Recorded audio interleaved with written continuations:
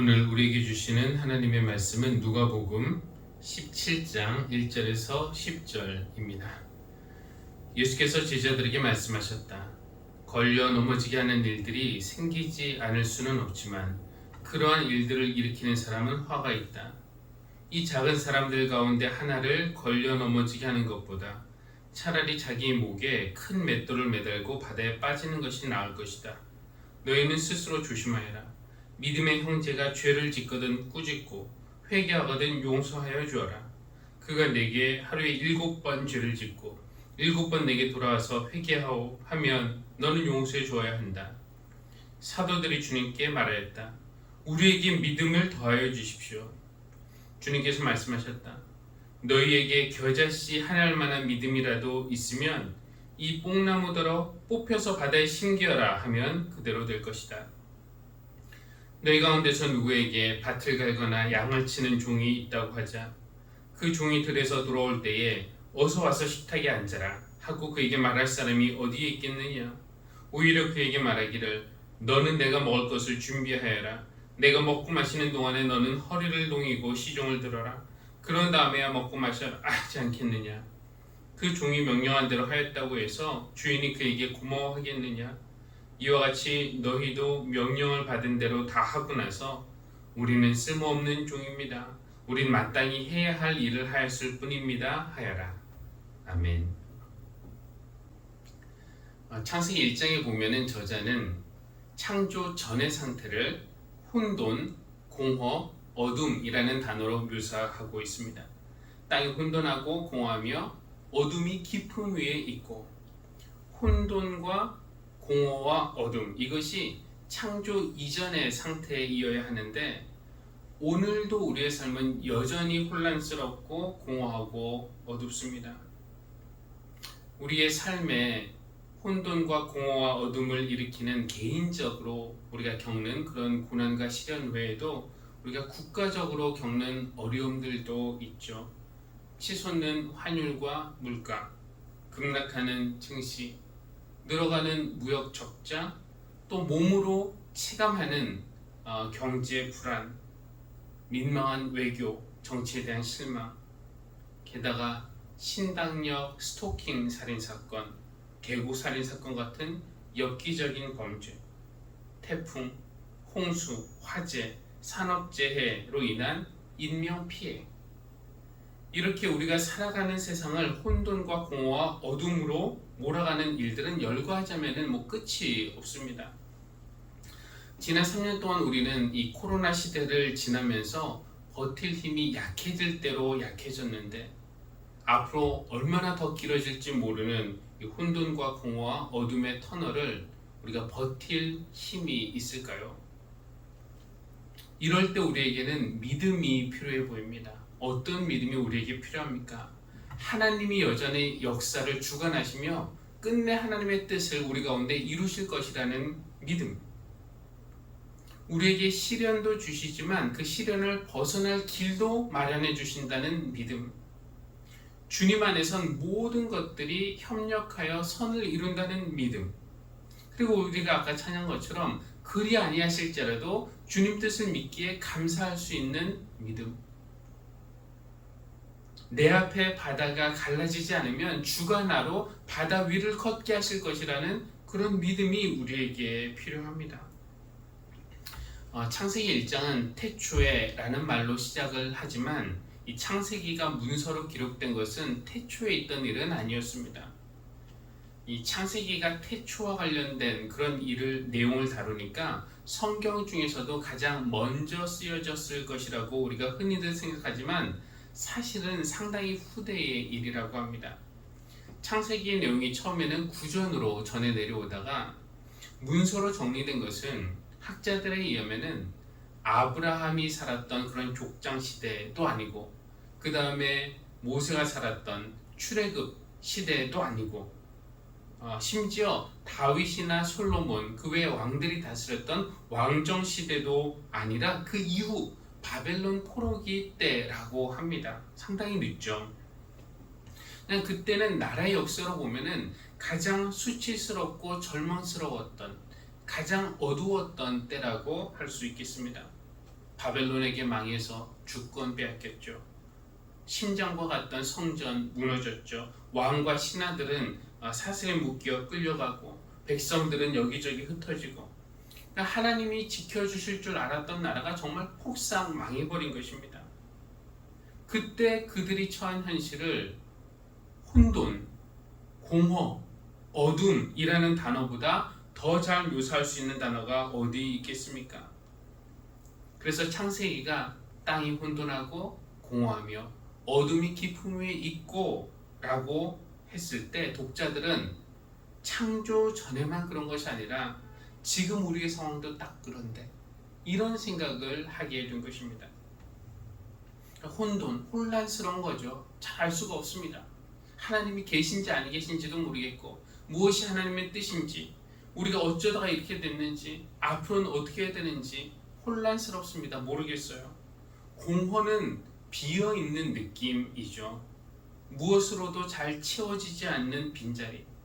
음식을 먹으면 위는 채워지지만 마음의 공허함은 그대로입니다. 물건을 사면은 욕심은 잠시 달랠 수 있지만 빈 느낌은 잘 채워지지 않죠. 사람을 만나면 잠시 외로움 달랠 수 있지만 허탈함은 곧 되돌아옵니다. 공허한 것이죠. 어둠, 눈앞이 캄캄합니다. 잘 보이지 않아요. 그래서 희망이 없습니다. 불안하고 두려운 겁니다. 그렇게 보니까 이 혼돈과 공허와 어둠은 창조 전에만 있었던 것도 아니고, 바벨론 포로기 때 이스라엘 백성만 경험했던 것도 아니고, 오늘도 혼돈과 공허와 어둠의 기운이 우리를 둘러싸고 있고 시시때때로 우리를 공격합니다. 우리는 이 무겁고 어두운 기운에 언제 삼켜질 것만 같은 그런 불안과 두려움에 떨며 살아가고 있습니다. 여러분, 우리에게 희망이 있을까요? 바로 그런 현실에서 성경의 첫 구절은 이렇게 선포해요. 태초에 하나님이 천지를 창조하셨다 하면서 쭉 나오는데요. 우리가 믿는 하나님은 어떤 하나님이신가요? 이 혼돈의 상태에 질서를 부여하시는, 그래서 물의 경계를 가르시고 이렇게 질서를 부여하시고 공허를 아름다움으로 채우시는 하나님. 그래서 하나님이 창조 후에 보기 좋다 이렇게 선포하시고 어둠을 빛으로 밝히시는, 그렇죠? 빛이 있으라 밝히시는 그런 하나님이십니다. 그러니까 지금 우리를 둘러싸고 있는 이 어둡고 무거운 기운보다 더 강하신 하나님, 무에서 유를 창조하시고 불가능을 가능하게 하시는 우리 하나님이 우리에게 계시다는 것을 성경은 1장부터 선포하는 것이고, 우리는 그런 하나님을 믿는 것입니다. 이런 믿음, 이런 하나님에 대한 믿음이 필요합니다. 오늘 우리가 처한 혼돈과 공허와 어둠의 현실에서 하나님이 의도하시는 멋지고 아름다운 그런 세상으로 이사 가기 위해서는 믿음이 필요합니다. 그래서 제자들이 청합니다. 우리에게 믿음을 더하여 주십시오. 제자들이 예수님에게 믿음을 우리에게 주십시오라고 하지 않고 믿음을 더하여 주십시오라고 했어요. 그렇습니다. 우리에게는 조금은 믿음이 있는 것 같지만 늘 부족한 느낌이 들죠. 여기 계신 거의 모든 분들에게 믿음이 있을 겁니다. 그러나 나에게 충분한 믿음이 있다, 넉넉한 믿음이 있다고 자부할 수 있는 그런 사람이 몇 명이나 되겠습니까? 그래서 우리도 제자들과 같이 말해요. 우리에게도 믿음을 더하여 주십시오. 그런데 제자들은 왜 이 시점에서 자기들 믿음이 부족하다고 느꼈을까요? 제가 보기에 그들은 이미 큰 믿음을 소유하고 있습니다. 예를 들어 볼까요? 누가복음 9장에 보면은 예수님이 제자들에게 하나님 나라의 복음을 선포하고 또 아픈 사람들 고쳐주라는 사명을 주시면서 그들을 세상에 파송하십니다. 전도 여행을 보내신 거예요. 그냥 한두 시간 밖에 나가서 전도하고 돌아와라, 이것이 아니라 며칠 전도 여행을 하고 오는 건데요. 그런데 주님은 그들에게 뭐라고 말씀하시냐면은 아무것도 가져가지 말라고. 돈도 필요 없고 음식이나 옷도 필요 없고 전도 용품도 필요 없다고 하시는 거예요. 아무것도 없이 이게 가능하겠습니까? 전도는 고사하고 생존도 못하겠습니다. 그런데 제자들은요, 정말 예수님 말씀대로 아무것도 가져가지 않았습니다. 참 믿음도 좋죠. 아무것도 챙겨가지 않았지만 우리의 필요를 다 아시는 하나님께서 채워주실 것이라는 믿음이 그들 안에 이미 있었던 것입니다. 그 정도면 충분한 믿음 아닌가요? 뿐만 아니라 그들에게는 병을 고칠 수 있겠다라는 그런 믿음도 있었어요. 주님이 말씀하신 대로 병자에게 이 평범한 손 얹고 예수의 이름으로 명령하면 귀신이 쫓겨나갈 것이다 라는 믿음이 그들 안에 있었던 겁니다. 그 정도면 충분한 믿음 아닙니까? 그런데 참 이상하고도 신기한 것이요, 이 크고 굵직굵직한 일, 전도 선교 이런 일에는 큰 믿음을 가지고 있는 것 같은데 이 삶의 작은 일에는 그 믿음을 발휘하기가 참 어렵습니다. 한때 믿음의 능력을 발휘했던 이 제자들이 오늘 예수님에게 우리에게 믿음을 더하여 주십시오 라고 청했던 이유는 바로 앞에서 주님이 하셨던 그 말씀 때문인데요. 예수님이 제자들에게 요구하신 것이 두 가지입니다. 하나씩 한번 살펴보도록 하겠습니다. 먼저 2절에 보면은 이 작은 사람들 가운데 하나를 걸려 넘어지게 하는 것보다 차라리 자기 목에 큰 맷돌을 매달고 바다에 빠지는 것이 나을 것이다. 우리가 이렇게 더불어 산다는 것, 사람이 사람과 더불어 산다는 것은 서로 영향을 주고 영향을 받고 산다는 것을 말하는 거 아닙니까? 제가 행복을 느낄 때는 그냥 나 혼자 있을 때가 아니라 여러분이 저에게 좋은 영향, 제 삶에 여러분이 좋은 흔적을 남긴다고 느낄 때, 또 제가 여러분에게 좋은 영향을 끼친다고 확신이 들 때, 이때 행복을 느끼죠. 다른 사람이 내 삶에 좋은 흔적을 남길 때는 행복하지만 늘 그렇지만은 않은 것이 현실입니다. 우리는 종종 다른 사람을 걸려 넘어지게도 합니다. 글쎄요, 내가 남을 전혀 실족시키지 않고 사는 것이 가능할까요? 내가 살아가는 모습은 어쨌든지 간에 내가 원하든 원하지 않든 다른 사람에게 영향을 미치는데 때로는 그들을 걸려 넘어지게 할 수도 있고요. 또 때로는 그들을 일으켜 세우게도 할 수 있습니다. 근데 누군가가 저의 말과 행동 때문에 걸려 넘어졌다고 할 때 그것은 대부분은 제 의도와는 상관없이 발생하는 경우가 많아요. 그냥 걸려 넘어지게 할 의도는 아닌 거죠. 목회 첫 해나 둘째 해 정도였는데 약 20년 전의 일입니다. 교회 학교에서 졸업하는 학생이 3명 있었어요. 초등학교 한두 명, 중학교 1명 이렇게 됐던 것 같은데 이 3명에게 교회에서 책 한 권씩을 선물했는데 물론 제가 샀죠. 그날 저녁 그 3명 중 1명이 선물 때문에 실족했다는 이야기를 들었어요. 도대체 왜 선물을 받고 실족하지? 이유를 들어보니까 다른 친구들보다 자기가 받은 책의 크기가 작았다는 거예요. 저는 처음엔 제 귀를 의심했습니다. 설마 책 크기가 작았다고 실족한단 말인가? 참고로 책 가격은 다 비슷했어요. 저는 그 책이 꽤 유명한 책이고 좋은 책이라고 생각해서 그 학생을 생각하며 특별히 고른 책이었는데 책 크기가 작다고 목사 때문에 실족하다니, 이거 정말 난감할 뿐만 아니라 화도 나더라고요. 누가 전화해서 실족했으니까 사과 전화라도 하라는데 관도라 관도 이런 생각이 들었습니다. 그런데 예수님은 이 작은 사람들 가운데 하나를 걸려 넘어지게 하는 것보다 차라리 자기 목에 큰 맷돌을 매달고 바다에 빠지는 것이 더 나을 것이라고 말씀하시니 이거 저를 향해서 하시는 말씀인가요? 정말 당황스럽더라고요.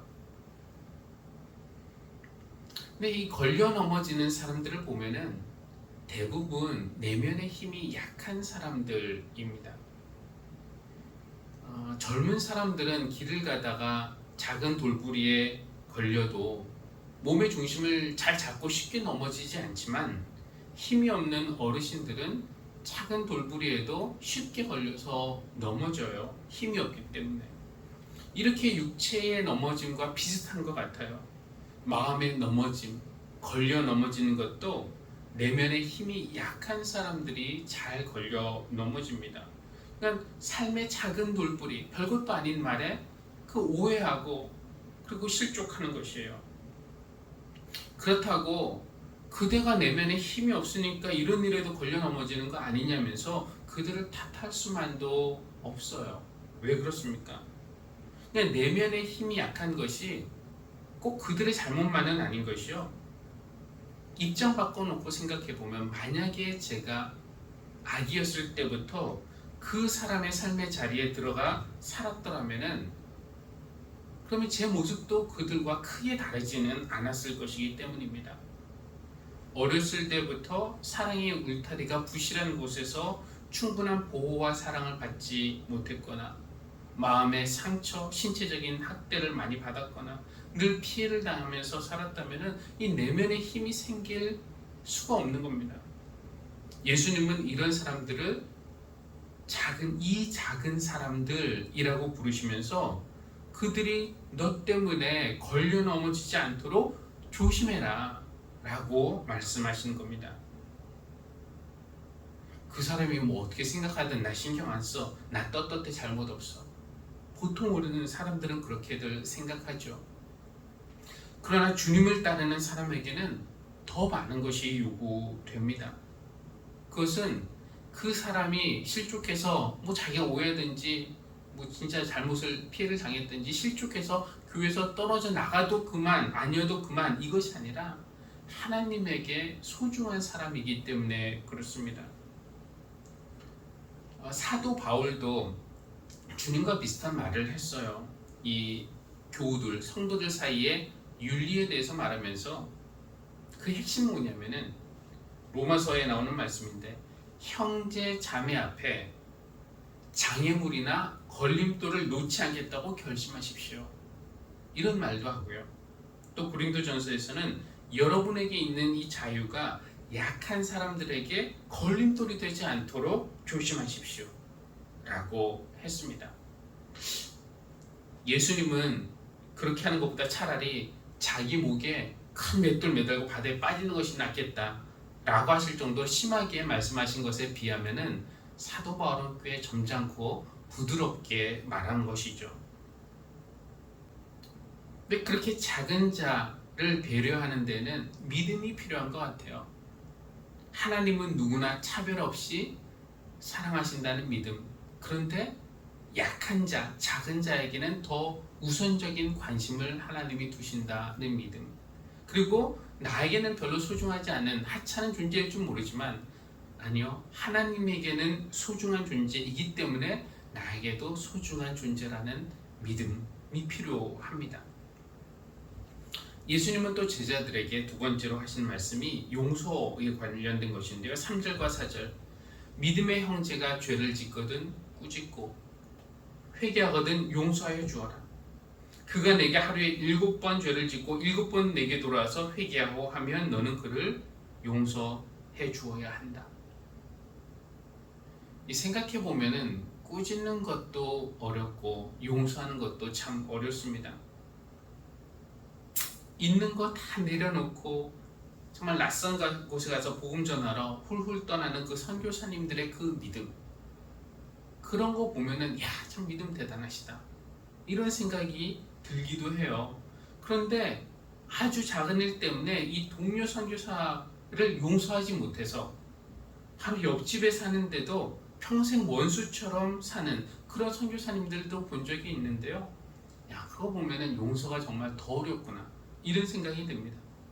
아골골짝 빈들에도 복음 들고 가겠다고, 존귀 영광 모든 권세 다 포기하고 보내시는 곳에 가겠다고 하는 그 그런 믿음보다 어쩌면은 옆에 있는 사람, 용서하는 일에 더 큰 믿음이 필요하다라는 생각이 듭니다.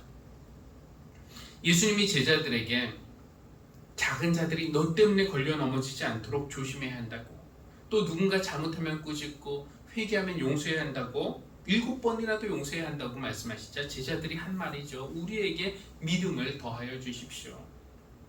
지금의 믿음 수준으로는 이 주님이 명하시는 것들이 너무 어렵다라는 뜻이겠죠. 물론 주님이 우리에게 믿음을 더하여 주셔서 우리 믿음이 성장하면은 우리가 더 자연스럽게, 더 쉽게 주님 기뻐하시는 삶을 살 수 있을 겁니다. 그런데 주님은 그들에게 이렇게 말씀하세요. 너희에게 겨자씨 한 알만한 믿음이라도 있으면은 이 뽕나무들어 뽑혀서 바다에 심기어라 명령하면은 그대로 될 것이라고. 너희에게 겨자씨 한 알만한 믿음이라도 있다면, 글쎄 이것은 그들에게 그런 믿음이 지금 있다는 뜻입니까? 없다는 뜻입니까? 겨자씨 한 알만한 믿음이 여러분에게는 있습니까? 제가 받아들이기에는 예수님이 있다라고 말씀하시는 것으로 들립니다. 너희가 지금 가지고 있는 그 믿음이 겨자씨 한 알만하게 보이더라도 그런 믿음이 있는 곳에는 불가능한 일이 가능하게 된다라는 것입니다. 제자들은 지금 믿음을 더해달라고 하는데 주님은 그럴 필요 없다. 지금 너희의 믿음으로도 충분하다. 이렇게 말씀하시는 거예요. 어쩌면 우리에게 필요한 믿음은 지금 나에게 하나님이 주신 이 믿음, 내가 보기엔 작아 보여도 그 믿음대로 살면은 이 믿음의 능력이 얼마나 큰지를 믿는, 내 믿음을 믿는 그런 믿음도 필요한 것 같습니다. 우리는 하나님을 믿지만 그 믿음대로 살지 못해서 그 믿음의 능력이 나타나지 않는 경우가 얼마나 자주 있습니까? 그래서 우리의 삶이 여전히 혼란스럽고 공허하고 어두운 것은 아닐까요? 그뿐만 아니라 작은 자, 배려하지 않고 나 좋을 대로 살다가 작고 연약한 형제자매 걸려 넘어지게 하고, 누군가 죄를 지으면은 불편한 감정으로 엮이기 싫어서 꾸짖지 않고 그냥 방관하기도 하고, 그가 회개하는데도 용서하기 싫은 마음 때문에 용서하기를 거부함으로써 다른 사람의 삶에도 혼돈과 공허와 어둠을 만들며 살기도 합니다. 그러나 주님은 오늘 우리에게 말씀하십니다. 너희 안에 믿음이 이미 있다고. 여러분, 그 믿음을 한번 보십시오. 너무 작습니까? 그래도 충분합니다. 겨자씨 한 알만 해도 철저하게 하나님을 신뢰한다면은 하나님이 명하시고 하나님이 원하시는 그런 삶을 우리가 살 수 있을 것입니다.